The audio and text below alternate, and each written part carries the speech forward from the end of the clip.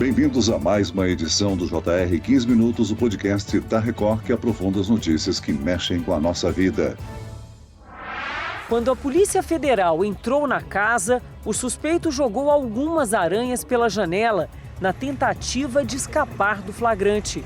Mas no local havia outros animais irregulares. Na zona leste de São Paulo, a venda de répteis e aves acontece sem nenhum receio. Os animais ficam expostos em bancadas. Nessa bandeja, podemos ver 9 jabutis. Pássaros, como picharros, ficam em gaiolas.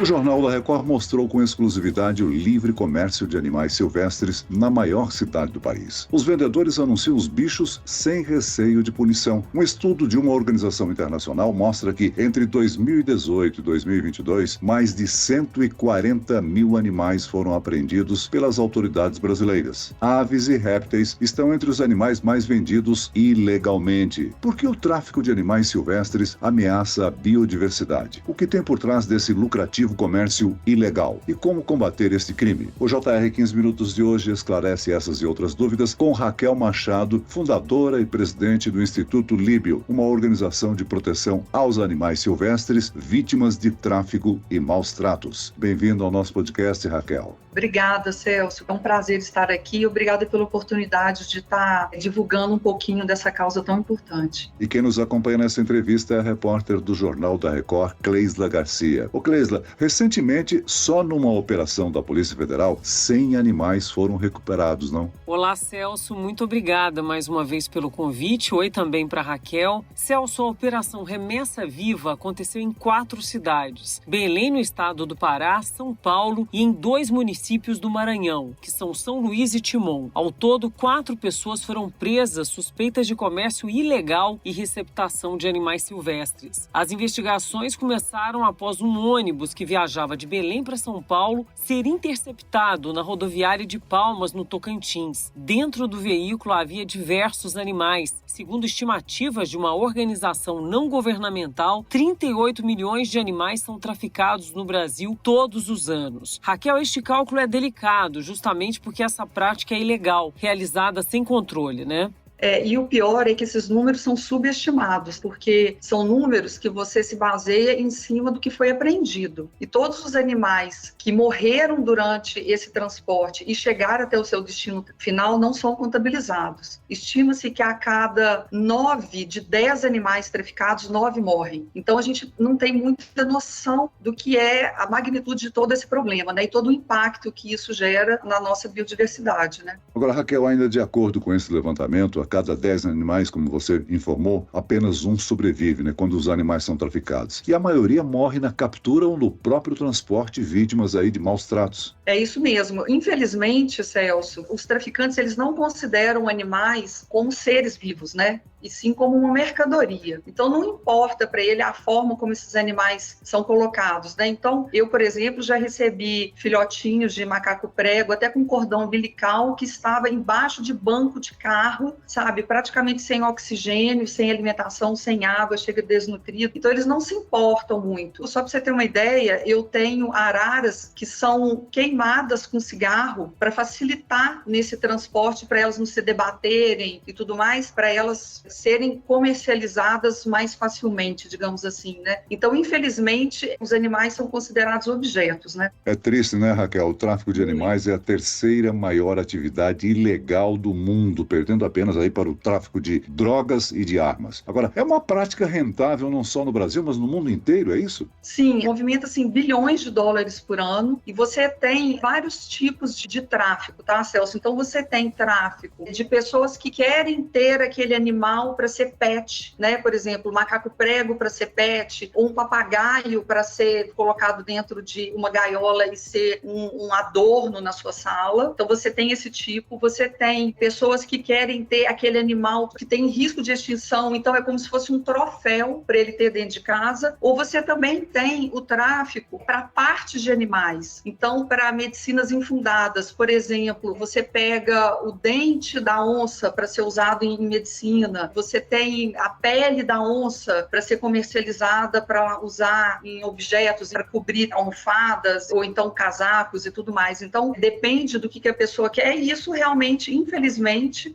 são valores muito altos e não tem ainda uma lei que coloca esses traficantes na cadeia, sabe? Hoje em dia são penas que são menos de 4 anos de detenção, então o traficante ele não fica preso, ele paga uma multa, às vezes nem paga a multa e no dia seguinte está traficando de novo. Então é um crime, infelizmente, que compensa. Agora, lamentavelmente, é uma atitude que a gente pode classificar de ignorante, né? Imaginar que a pessoa tira um macaquinho da floresta para tornar um pet. Não é o habitat normal dele estar dentro de casa, né? Não, exato. Não, e as pessoas também não têm noção, tá, Celso? Eu, pelo menos, eu não tinha, tá? Porque eu acabei me envolvendo com essa questão, assim, por um acaso, eu não sabia de toda essa problemática do tráfico, eu fui saber disso lá em 2010, que eu comecei a me envolver, e quando você recebe um macaquinho vítima do tráfico, você tem que amamentar a cada 2 horas e tudo, é uma coisa. Quando o macaco, ele começa a crescer e ele ter aquele comportamento selvagem dele mesmo, é uma loucura você ficar com um animal desse dentro de casa, porque ele morde, ele faz xixi e cocô pela casa inteira, a pessoa quer colocar a fralda nele, ele não quer a fralda. Então, assim, é um caos. Aí entra gente dentro da sua casa, o macaco vai morder, porque ele é territorialista. O macaco, ele vive em grupo, ele não é um animal solitário. Então, quando você mantém ele dentro de casa, você está realmente praticando maus tratos contra aquele animal. Ora, Raquel, esses animais são retirados dos seus habitats naturais e isso torna essa prática um grande risco para a biodiversidade brasileira e também para a saúde humana, né? Com certeza, porque esses animais todos, eles têm uma função na floresta, né? Então, são dispersores de sementes, ele faz parte do ciclo, né? Um se alimenta do outro, então você tem todo esse ciclo, essa cadeia alimentar dentro da floresta, eles têm a função de dispersão de semente. Uma floresta estéril, ela não sobrevive, e nós precisamos da floresta para sobreviver. Isso que eu acho que as pessoas têm que ter consciência, que nós somos a natureza, nós não vivemos sem natureza, e a natureza também depende dos animais, todos nós somos parte de um ciclo, né? A gente tem que viver em harmonia todos. Raquel, observando todo esse volume e os tipos de animais traficados no Brasil, por que as aves e os répteis, por exemplo, estão entre os mais procurados? Eu acredito que seja o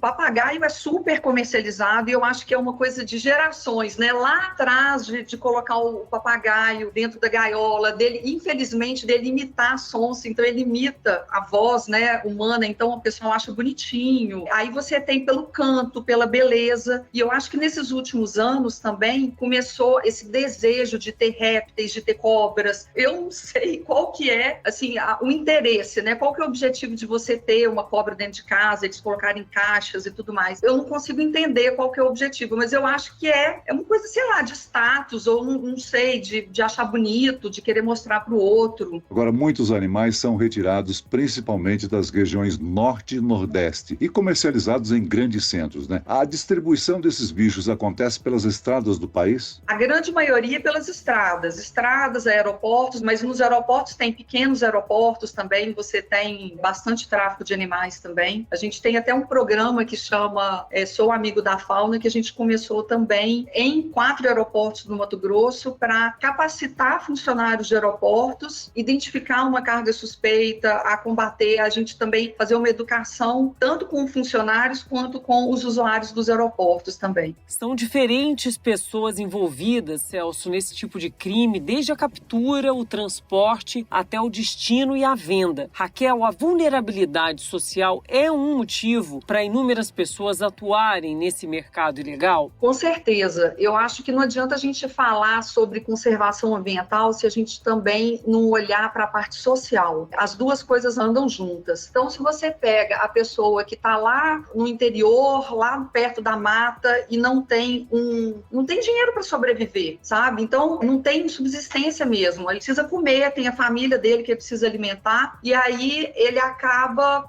pegando o animal, vendendo, ele retira da natureza, vende, a partir daí começa. Porque se ele tira um papagaio e ele cobra R$50 no papagaio, lá no final vai ser vendido a 2, 3, 4, 5 mil reais. Então, infelizmente, a gente tem que ver toda essa dinâmica e tentar trabalhar a origem do problema também, né? Na nossa reportagem, reportagem, o Jornal da Record mostrou um registro cruel. Mais de 60 tatus amarrados e alguns já sem vida. E cerca de 200 passarinhos engaiolados. Eles saíram do sul do país para serem vendidos em São Paulo. Raquel, os traficantes eles têm criado novas rotas e até mesmo estratégias para driblar a fiscalização? Sim, e assim, um país muito grande como o nosso, eu acho que facilita isso, né? Então a gente tem inúmeras rodovias, dá para o traficante sair de uma rodovia principal e ir para uma outra menor. E aí eu acho que entra a questão da inteligência também, né? Da Polícia Federal, de ir atrás da origem, de fazer uma inteligência mesmo para a gente tentar descobrir a fonte dos traficantes mesmo. Quem é o que está mandando? Quem é que está comprando? Isso daí é igual trabalhar com tráfico de drogas também, né? A gente já comentou aqui que é um negócio ilegal, mas lucrativo, né? A falta de punições severas é um fator que contribui para essa prática no país? A lei é frágil? Muito, muito. A lei é super frágil. Então, quando um traficante é preso, apreende os animais e o traficante é preso, primeiro, ele não vai preso, ele não fica preso. Então, é dado uma multa que muitas vezes ele não paga. Então, o mesmo traficante, ele é preso várias vezes. Então, a polícia tem, infelizmente, o trabalho constante de estar prendendo aquela pessoa o tempo inteiro e ele não fica preso. Então, o problema está realmente na lei. A gente tem que colocar uma lei onde o traficante, ele fica preso. Raquel, e um detalhe, o tráfico de animais silvestres, ele pode estar relacionado a diferentes desejos, diferentes interesses. Nem sempre essas pessoas que compram esses animais compram apenas como bichos de estimação. Que situações o Instituto já encontrou? No nosso caso, a grande maioria veio por causa de querer ter animais como pets. Então, a grande maioria é essa. Tirando a questão da febre amarela, que a gente recebeu muito órfãos da febre amarela, mas aí não entra dentro da questão do tráfico. Mas a grande maioria é por causa de querer ter animal como pet. Você citou febre amarela em animais? Sim, nos macacos, principalmente nos bugios, a gente teve em 2018 um surto de febre amarela super importante aqui no estado de São Paulo. Só para você ter uma ideia, Celso, que você vai ficar muito impressionado, como eu fiquei, na Serra da Cantareira, aqui em São Paulo, existia 4.000 bugios. Hoje em dia nós temos 9. Então, a gente tem lá um grupo, alguns grupos de bugio que vieram órfãos, vieram bem filhotes, e agora a gente está junto com o Semacas, que é da Prefeitura de São Paulo, fazendo um trabalho para a reabilitação e soltura desses animais, vacinando esses animais, né, para poder soltar, porque senão não adianta você soltar, eles vão acabar morrendo de novo por causa da febre amarela, né? Mas isso é um outro problema que a gente também recebeu. Vamos aproveitar e esclarecer para os nossos ouvintes como é que vocês atuam nesse combate, Raquel. O Instituto Líbio. A organização acolhe os animais vítimas do tráfico e maus tratos sem condições de voltar à natureza e reintegram esses animais? Isso. Nós temos, Celso, 3 pilares que eu acredito que estão todos interligados. Então, o primeiro, que é esse acolhimento de animais vítimas do tráfico. Então, os animais que têm condições de soltura, a gente faz um trabalho para soltar esses animais, como no caso aí dos bugios, já soltamos tamanduá-bandeira, já soltamos o lobo-guará também. E aí, os que têm condições de soltura vão ser soltos. Os que não têm condições de soltura, que infelizmente é a grande maioria, eles ficam conosco até o fim da vida deles, e o que a gente quer é dar uma qualidade de vida e uma dignidade para eles. E o segundo pilar, que eu acho fundamental, que sem ele a gente vai continuar enxugando gelo, que é a educação ambiental. Então a gente faz um trabalho com as escolas municipais, onde a gente tem nosso mantenedor em Porto Feliz, aqui no interior de São Paulo. A gente já está começando com outras escolas particulares aqui em São Paulo também, e a ideia é a gente ampliar o máximo que a gente puder. E o terceiro pilar é a criação de reservas, porque sem as reservas também não tem onde você soltar os animais. Então, hoje nós somos responsáveis por 7 reservas ambientais, que tem aqui no estado de São Paulo, no Mato Grosso do Sul e no Pará, e a gente tem que preservar mesmo a floresta em pé para a gente poder fazer esse trabalho. O importante, sem dúvida alguma, é a conscientização da população, né? Agora, Raquel, é possível ajudar a combater o tráfico de animais denunciando aos órgãos responsáveis. Quais são os canais? Com certeza. Então, você tem a Polícia Ambiental mesmo, da sua região, né? É só ligar para a Polícia Ambiental. A gente tem uma linha verde também que pode ligar. No site do Instituto Líbio, a gente tem todos os telefones por estado. Então, a pessoa pode olhar o seu estado e pegar todos os números de denúncia por estado. Mas, de cara, assim, eu já te falo da Polícia Ambiental. Então, a pessoa já pensa já direto na Polícia Ambiental para estar ligando. Muito bem, nós chegamos ao fim desta edição do 15 Minutos. Eu quero aqui agradecer a participação e as informações da fundadora e presidente do Instituto Líbio, Raquel Machado. Muito obrigado, Raquel. Obrigada, Celso. Obrigada, Cleisla. E agradeço também a presença da repórter do Jornal da Record, Cleisla Garcia. Obrigado, Cleisla. Eu é que agradeço, Celso, pela oportunidade e também a Raquel pelas importantes informações. Até mais.